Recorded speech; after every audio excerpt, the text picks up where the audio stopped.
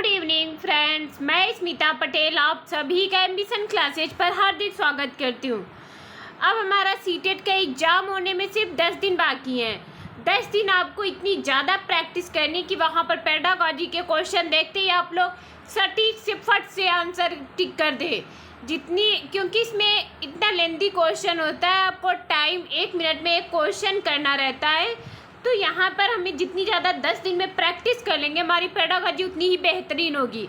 अब पेडागॉजी बेहतरीन करने के लिए हमें हिंदी की पेडागॉजी से हिंदी, सीडीपी, मैथ हो, ईवीएस हो, संस्कृत हो या इंग्लिश हो, हर किसी की पेडागॉजी आसान हो जाएगी।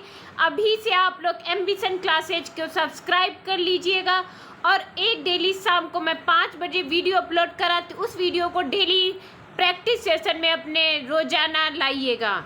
चलिए अभी स्टार्ट करते हैं। उसके पहले जो न्यू अपडेट देते हैं सब लोग वो ध्यान से सुन लीजिएगा। सभी विभागों में खाली पदों पर बिना विलंब की जाए नियुक्ति। मुख्यमंत्री जी का आदेश हुआ है कि अब बहुत जल्दी वैकेंसी आने वाली, सभी विभागों में जितने भी खाली पद हैं उनमें सब में नियुक्ति की जाएगी। 30 सितंबर तक पूरी हो जाए पदोन्नति की कार्यवाही। यूपीपीएससी से जाने के बाद अटकी कई भर्तियां, यानी यूपीपीएससी के बाद में बहुत सी भर्तियां अटक चुकी हैं। प्रधानाचार्य शिक्षक के 27,512 पद खाली हैं।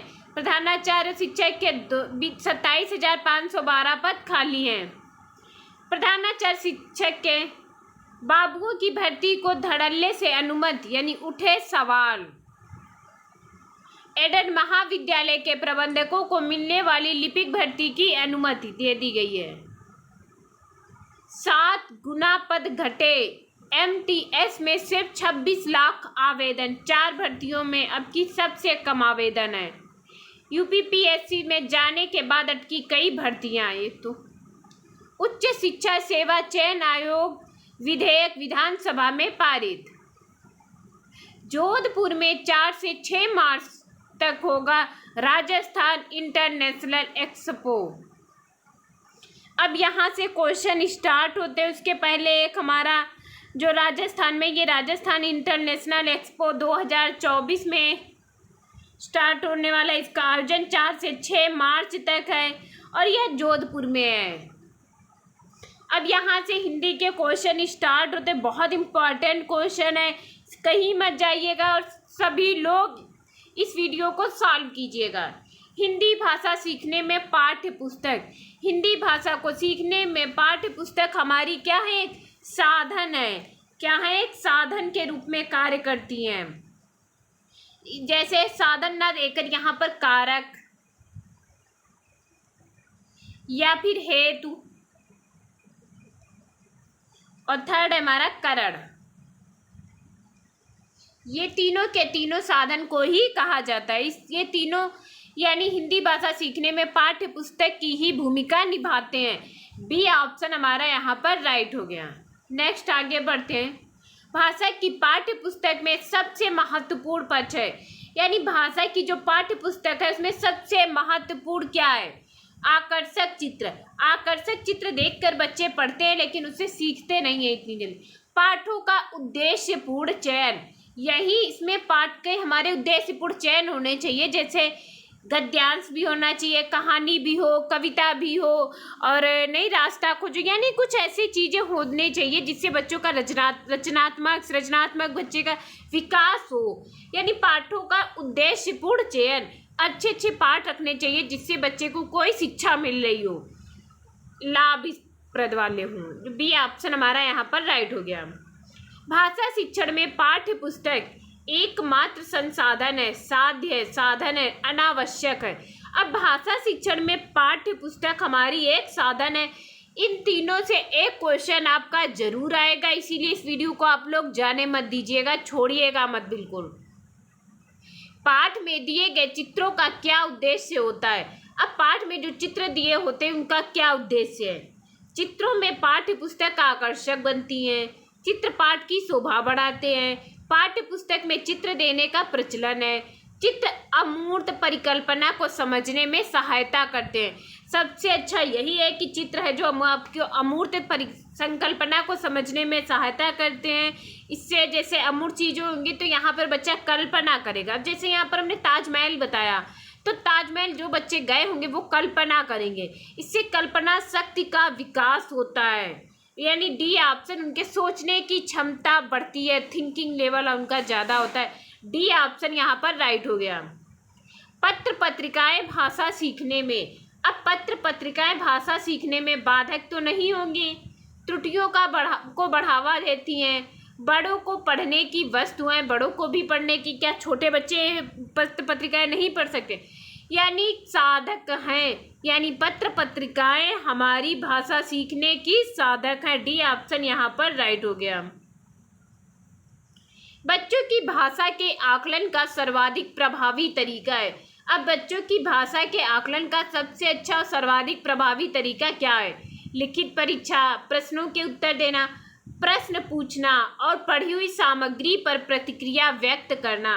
कभी कभी क्या होगा, जो हमारे 60 मतलब छोटे दिए होंगे, अगर हमारा जो लेंदी आंसर है तो सीटेट में 19% होता है कि जो सबसे लंबा है वही सही होता है। लेकिन ऐसे हमें अंधे में नहीं टिक करना है, उसको एक बार पढ़ना है। जैसे अवसर हो, विविध हो, ऐसे बहुत से हमने कीवर्ड आप लोगों को बताया, जिससे अगर जिसने भी 1 से लेके अभी तक जो 85 या 86 वीडियो भाई हैं, अगर उनको सब कंप्लीट कर रहा है, देख रहे हो, तो मैं दावे के साथ कह सकती हूँ आपके 30 नंबर हिंदी हो, किसी भी सब्जेक्ट के पेडागोजी के क्वेश्चन नहीं मिस होंगे। पाठ्य पुस्तक भाषा शिक्षण में मुख्यतः क्या सहायता करती है? यानी पाठ्य पुस्तक हमारी भाषा शिक्षण में क्या सहायता करती है? व्याकरण के नियम कंठस्थ कराती है, भाषा की विभिन्न छटाएं प्रस्तुत करती हैं। भाषा की विभिन्न छटाएं यानी गतिविधि, क्रियाकलाप, सब कुछ इसी में आ जाता है, यानी भाषा की विभिन्न छटाएं प्रस्तुत करती हैं। बी ऑप्शन राइट हो गया। बच्चों की पठन कुशलता का विकास करने में सर्वाधिक महत्वपूर्ण है। अब बच्चों की पठन कुशलता का विकास करने में सबसे अधिक महत्वपूर्ण क्या है? भारतीय संरचनाओं का अभ्यास करना, अर्थ की अपेक्षा उच्चारण की शुद्धता पर विशेष ध्यान देना, विभिन्न संदर्भों से जुड़ी सामग्री, विभिन्न संदर्भों यानी सी ऑप्शन हमारा यहाँ पर राइट हो गया, क्योंकि यहाँ पर विभिन्न संदर्भ, जहाँ पर हिंदी में ये कीवर्ड होगा वो समझ लो आपका राइट ऑप्शन हो रहा है। पढ़ने का प्रारंभ से ही हो और किसी उद्देश्य के लिए हो, यानी हम लोग पढ़ते हैं, ठीक, तो उसका प्रारंभ से ही और किसी उद्देश्य के लिए पढ़ रहे हैं, तो सबसे अच्छा इसमें अक्षर, शब्द, वाक्य नहीं अर्थ। जब तक हम किसी चीज़ को पढ़ रहे हैं, हमें शब्द और अर्थ, पहले हम लोग छोटे थे मीनिंग लिखवाए जाते थे, शब्द और अर्थ। तो क्या है, अगर शब्द पढ़ाए जा रहे हैं तो उसके साथ साथ हमें अर्थ भी बताया जा रहा है, ताकि हमें वो अच्छे से समझ में आए। यानी यहाँ पर हमारा डी ऑप्शन राइट हो गया। वाइगोस्की भाषा विकास का परिप्रेक्ष्य प्रस्तुत किया है, यानी वाइगोस्की ने भाषा विकास का परिप्रेक्ष्य प्रस्तुत किया है। तो भाषा विकास के हमारे 4 माने जाते हैं, चॉम्स्की, वाइगोस्की, पियाजे, स्किनर, इन्हीं लोगों का मत स्वीकार किया गया है। अब वाइगोस्की ये हमारे सांस्कृतिक सिद्धांत रहे हैं, यानी सामाजिक सांस्कृतिक सिद्धांत के परिप्रेक्ष्य प्रस्तुत किया है। बी ऑप्शन राइट हो गया। SITE क्या है? अब SITE क्या है? S मतलब क्या हो गया? सैटेलाइट, T मतलब टेलीविजन, E मतलब इम्प्लीमेंट, यानी उपग्रह अनुदेशात्मक दूरदर्शन प्रयोग, यानी बी ऑप्शन हमारा यहाँ पर राइट हो गया। अब एस से है, एस से सैटेलाइट, तो एक ही दिया हुआ है सैटेलाइट, बस ये बी वाला सही हो गया। आपके विचार से भाषा शिक्षण के संदर्भ में सबसे कम महत्वपूर्ण है, यानी भाषा शिक्षण के संदर्भ में सबसे कम महत्वपूर्ण है। भाषा शिक्षण के प्रति शिक्षक का नजरिया, भाषागत विविधता के प्रति संवेदनशीलता, भाषा की आकलन की प्रक्रिया, किसी भाषा विशेष का साहित्य, यही हमारा सबसे कम महत्वपूर्ण है, यानी डी ऑप्शन हमारा यहाँ पर राइट हो गया। विद्यालय के बाहर का जीवन और वहाँ प्राप्त ज्ञान एवं अनुभव सीखने के लिए आवश्यक प्रेरणा देते हैं, क्योंकि मानक वर्तनी का सम्यक ज्ञान मिलता है, लेखन की विभिन्न शैलियों का परिचय मिलता है, समृद्ध भाषिक परिवेश मिलता है। इससे व्याकरणिक नियमों की जानकारी भी होती है। तो इससे हमारी समृद्ध भाषिक परिवेश मिलता है। समृद्ध भाषिक परिवेश या हमारा एक कीवर्ड है। अगर हिंदी में आपका समृद्ध भाषिक आ रहा है तो समझ लीजिए यही ऑप्शन आपका राइट होगा। बच्चों की मौखिक अभिव्यक्ति के विकास का अर्थ नहीं है। अब बच्चों की मौखिक अभिव्यक्ति के विकास का अर्थ नहीं है वाद विवाद में बेझिझक होकर बोलना।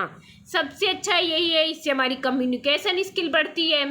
कहानी सुनकर शब्दांश दोहराना। वाद विवाद में बेझिझक हो, अपनी कल्पनाओं की मौखिक अभिव्यक्ति। बातचीत में सक्रिय भागीदारिता का निर्वाह करना। अब बातचीत में सक्रिय भागीदारिता का निर्वाह भी करेंगे। वाद विवाद में बेझिझक होकर बोले, कहानी सुनकर शब्दांश दोहराना। बच्चों की मौखिक अभिव्यक्ति के विकास का अर्थ नहीं है, यानी कहानी सुनकर उसको शब्दांश दोहराना यही हमारा नहीं होगा। बाकी सब तीनों के तीनों हमारे कम्युनिकेशन स्किल उनकी डेवलपमेंट होगी। इसीलिए हमारा बी ऑप्शन यहाँ पर राइट हो गया है। जो 50 क्वेश्चन है ये इम्पॉर्टेंट है, यहाँ से नहीं ज़्यादा तो 5 क्वेश्चन 5 नंबर के आपका ज़रूर पूछा जाएगा। इसीलिए आप लोग एक एक वीडियो डेली देखिएगा। सिर्फ 15 मिनट की या 10 मिनट की एक वीडियो होती है। टिक करते रहिए, आपको पता भी चलेगा कि आपके 15 में कितने क्वेश्चन सही आ रहे हैं। अभी आपको कितनी प्रैक्टिस करने के लिए है। तो चलिए ठीक है, फिर जो भी लोग आप लोग वीडियो देखिए उसको प्लीज़ सब्सक्राइब भी कर दीजिएगा, शेयर भी कर दीजिएगा, लाइक भी कर दीजिएगा। Thank you class.